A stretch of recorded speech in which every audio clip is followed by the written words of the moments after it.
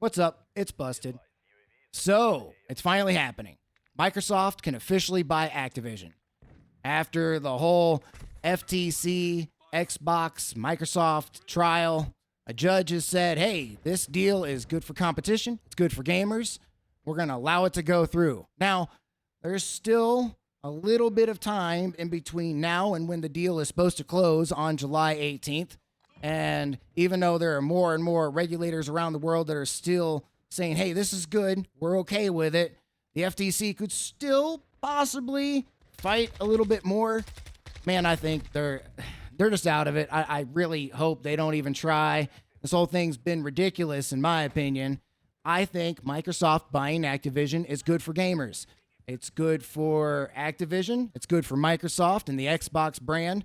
And yes, I know Sony people and your PlayStation guys may be a little frustrated, but I promise you, it's okay. That's not going to hurt Call of Duty. You're still going to be able to play this terribly fun game on your console. And look, I love to hate Call of Duty. The last few have been fun, but just not really hitting it and all. I think Cold War was really good. That's a whole video for another day. But Activision, Microsoft, $69 billion deal. So, of course, it's going to get scrutiny from every which way. I'm glad that a judge has said this is good for competition. This is good for gamers. We're going to allow it to go through. Now, for me, I like Activision. I've always liked Activision.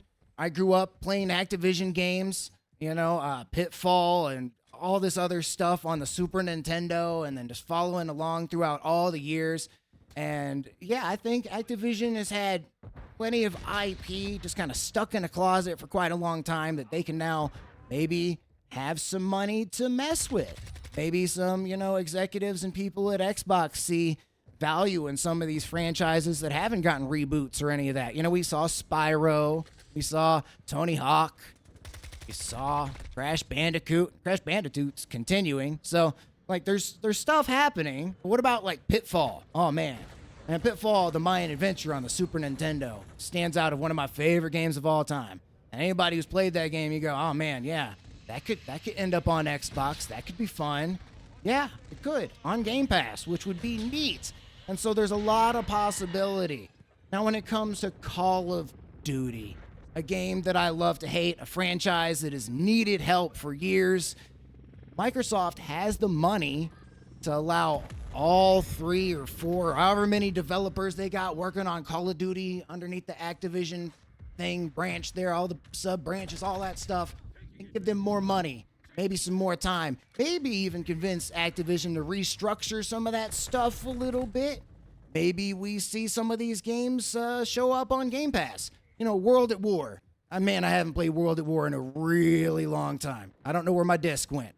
Kind of sad about it, honestly. The last time I popped it in, many, many years ago, on my Xbox, it was, a whole bunch of hackers and just people having fun. And, I get it. That's cool and whatever, but I want to go in there and play an old game. And, man, that game is old now, but so much fun. Or even, the original Modern Warfare 2. I want to be able to pop those in and, have good servers and not have to worry about people hacking and that kind of stuff. And Microsoft has the money to say, hey, you know what? We want these games on Game Pass. So they pay for that, and they own the company.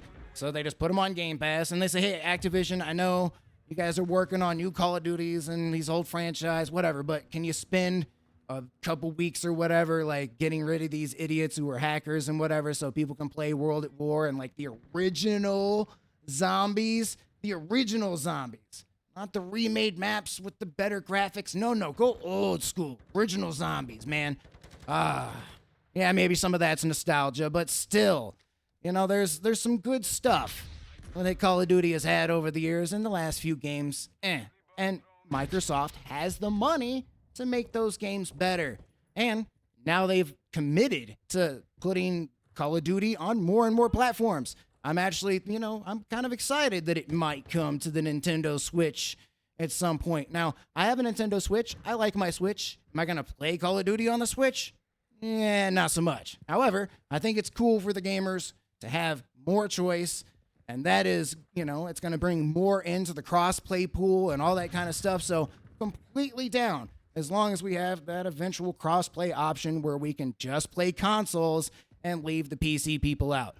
I'm sorry if you're a PC guy. There's too many cheaters on the PC platform. You know it. I know it. It sucks. Hopefully one day that could be, panned out. Maybe gamers will stop. I doubt it.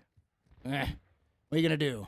But, I think this deal overall, it's going to be a good thing.